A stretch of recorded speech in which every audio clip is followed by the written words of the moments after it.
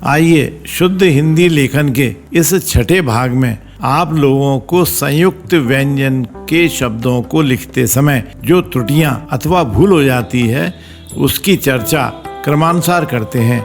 जैसे य अक्षर के साथ संयोग से बनने वाले शब्दों में किस प्रकार भूल हो जाती है, कुछ उदाहरणों से समझते हैं। जैसे अंतर्ध्यान शुद्ध शब्द है अंतर्धान, यहाँ यह शब्द उपयोग में नहीं आएगा। इसी प्रकार अंताक्षरी शुद्ध शब्द है अंत्याक्षरी, यहाँ आधा त और यह आएगा। इसी प्रकार के अक्षरों को पहचान कर अभ्यास करें और हिंदी लेखन के समय होने वाली त्रुटियों को दूर करें।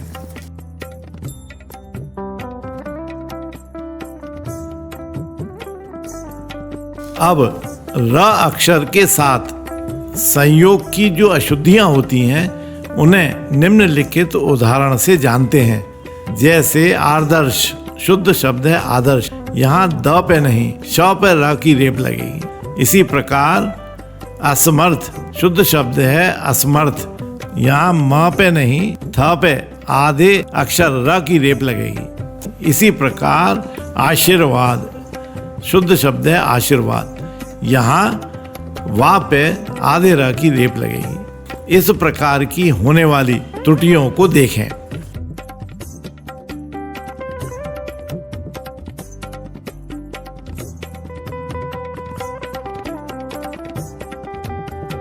यहाँ इस बात को समझ लें कि जब आधा अक्षर र ऊपर जाता है तो उसे रेफ कहते हैं। यह रेफ अगले वर्ण के ऊपर रहता है और यदि अगले वर्ण के बाद मात्रा हो तो उस मात्रा के ऊपर टिकता है।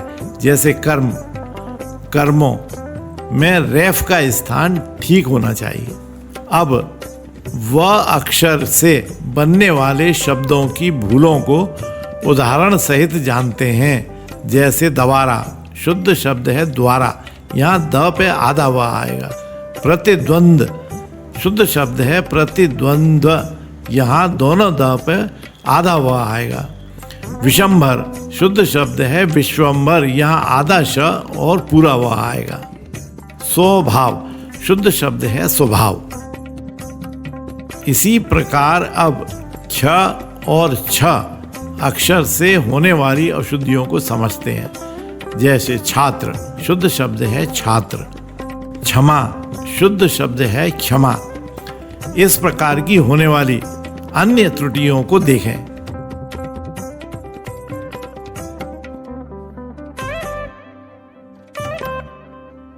क्ष केवल संस्कृत के तत्सम शब्दों में आता है। समझने के लिए ऐसे शब्दों की सूची दी जा रही है, उसका अध्ययन कर हिंदी लेखन में सुधार करें। जैसे अक्षय अक्षुण्ण, कक्ष क्षण क्षणिक, क्षति आदि आदि।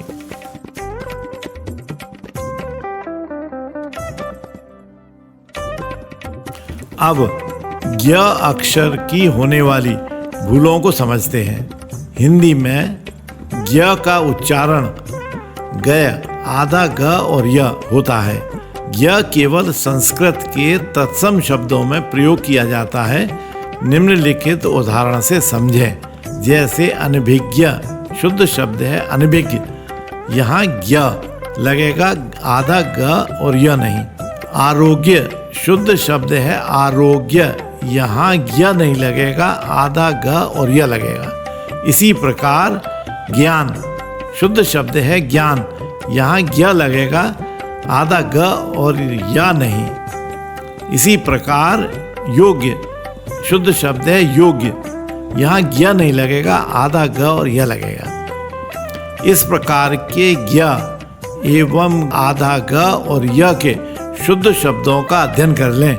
जैसे अभिज्ञ अल्पज्ञ, कृतज्ञ, जिज्ञासा, भोग्य, भाग्य, यज्ञ, विज्ञप्ति, विज्ञान, संज्ञा।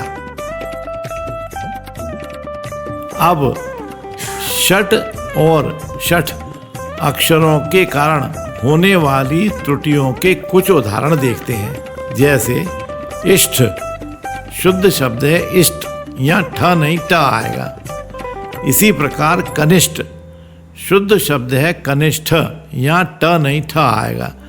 इसी प्रकार अन्य शब्दों का अध्ययन करें, जैसे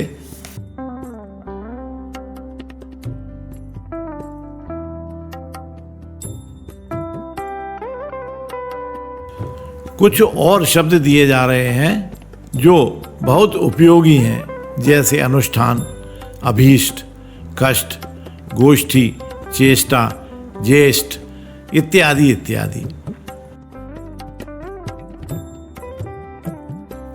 हिंदी में इन शब्दों आधा ड, आधा य, आधा ण, आधा न अथवा आधा म को पंचमाक्षर कहते हैं। संस्कृत में ये अपने अपने वर्ग के व्यंजन के साथ आते हैं। तद्भव और विदेशी शब्दों में उच्चारण को समझकर इनका प्रयोग करना चाहिए। कुछ उदाहरण इस प्रकार हैं, जैसे अनगिनत शुद्ध शब्द है अनगिनत, यहाँ आधा न नहीं पूरा न आएगा। इसी प्रकार इनकार शुद्ध शब्द है इनकार, यहाँ ई के बाद आधा न आएगा, बिंदी नहीं आएगी। इसी प्रकार कुनबा शुद्ध शब्द है कुनवा, यहाँ भी बिंदी नहीं आएगी, यहाँ क के बाद आधा न आएगा। पंचमाक्षर की त्रुटियों को समझने के लिए ये उदाहरण दिए जा रहे हैं, कृपया इन्हें देखें।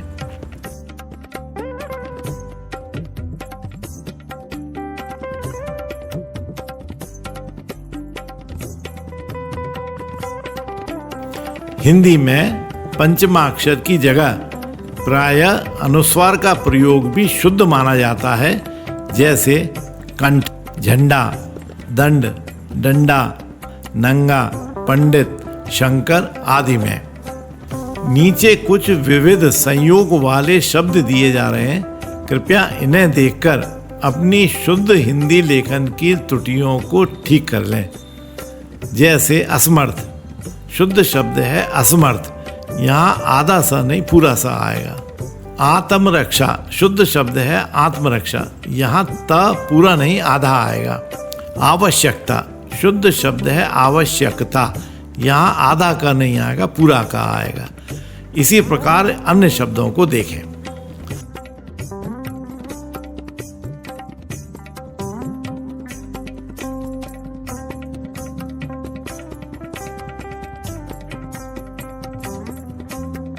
अब आपको वो शब्दों की सूची बताते हैं जो साधारण पाई जाने वाले व्यंजन संयोग अर्थात आधे अक्षर लगाकर बनते हैं, जैसे डॉक्टर, क्यों, वाक्य, क्लेश, व्याख्या, तख्ती, लग्न आदि आदि।